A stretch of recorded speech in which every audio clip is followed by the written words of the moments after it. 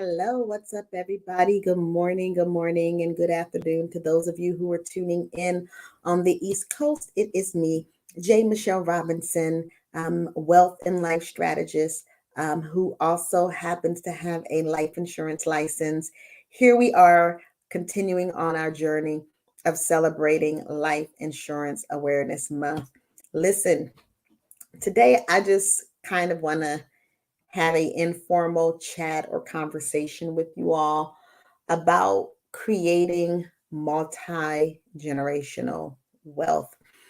And I think that life insurance isn't tapped into as much as it should be when we start talking about wealth creation, when we start talking about generational wealth, leaving an inheritance for our children.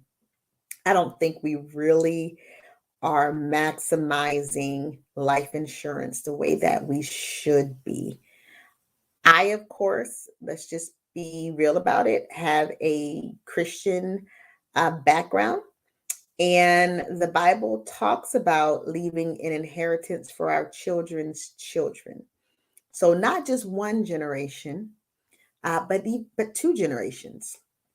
And I think that just based off of my observation, we do a poor job of doing that. We are just barely scratching the surface, and that's some of us with having a home that we are able to will to our children. Um, some of us do have some life insurance, but as I said in maybe two videos ago, a lot of us are getting $100,000 life insurance policies and thinking that we are creating generational wealth, and we're not. We may be creating a opportunity for our children to have a lump sum of money to invest in something or to eliminate debt that they may be in.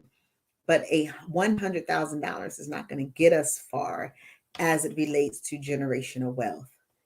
Do you know how easy it is and relatively inexpensive it is, especially if you get this young, if you get this at a young age? And like I said, this is informal, so I'm very expressive right now. I don't have my lower third up because this is a very informal conversation. If I could get people to grasp this before they turn 40, it can be so inexpensive to get a million, 2 million plus dollar policy to really create generational wealth with your children. Can you imagine if we really grabbed hold to this concept of life insurance? And I'm not negating all the hard work that some people have invested into purchasing homes and getting at least a $100,000 life insurance policy. Because let me say this, thank you for having something, because there are so many who leave this earth and they don't leave a will, they leave a bill. They don't even have life insurance to cover funeral expenses. Therefore, their family is setting up GoFundMe's or going into debt, just trying to bury their loved ones in a respectful manner. And that's not okay. But I don't even want to talk about that right now. I want to really talk about this concept of creating multi-generational wealth. If you would grasp this, and even if you're over 40, time is not out. It's going to cost you a little bit more money, but you can get $1 million life insurance policy for dollars in comparison, because you're not going to put nowhere near close to $1 million into the policy to get the $1 million death benefit, tax-free death benefit that'll go to your beneficiaries.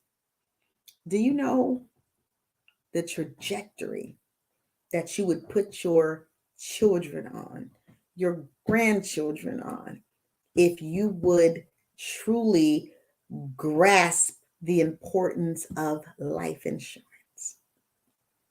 Some people don't care, and that's unfortunate. I'm sorry. As a believer, I can't subscribe to poverty.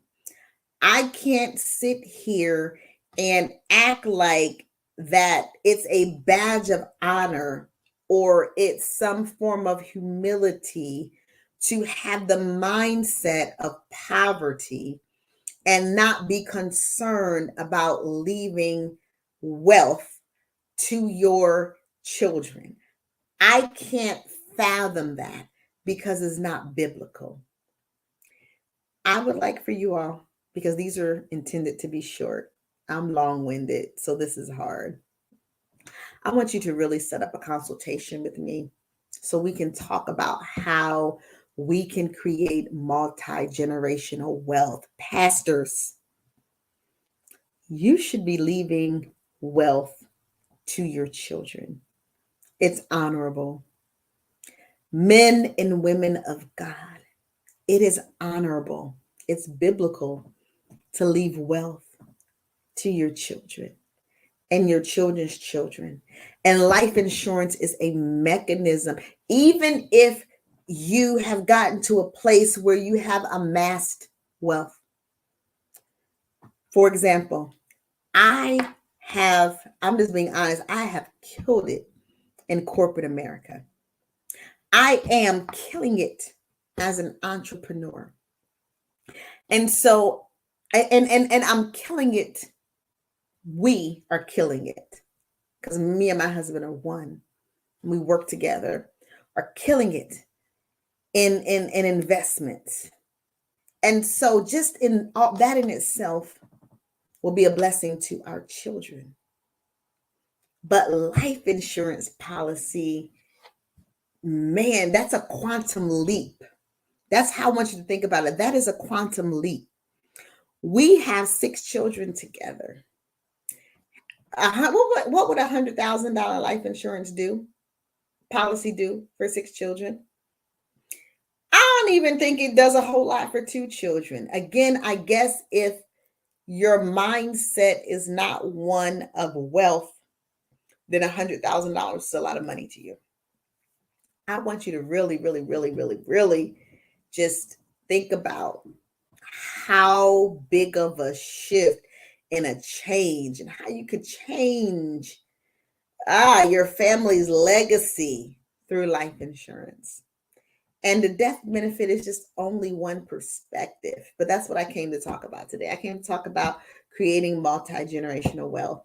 You're setting your children up to be able to purchase real estate, to be able to purchase land, to be able to invest in stocks, to be able to pay off debt. You would be setting your children up.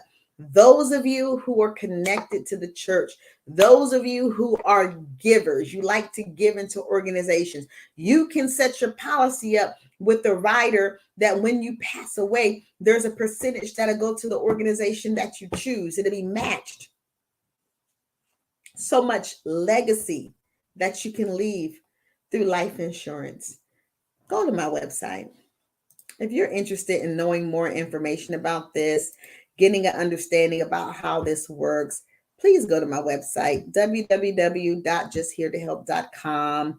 Email me, jontay@jmichelle.com.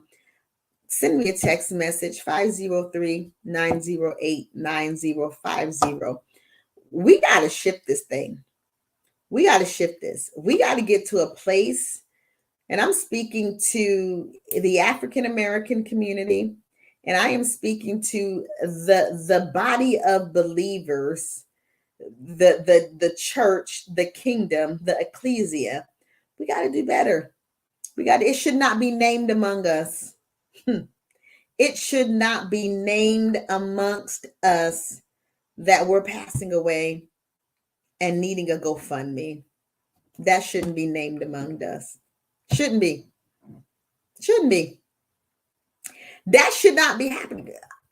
Anyway, I'm going to leave that alone. You all have a fabulous day, and we will get into some more formal stuff tomorrow. I'll talk to you later. Bye-bye.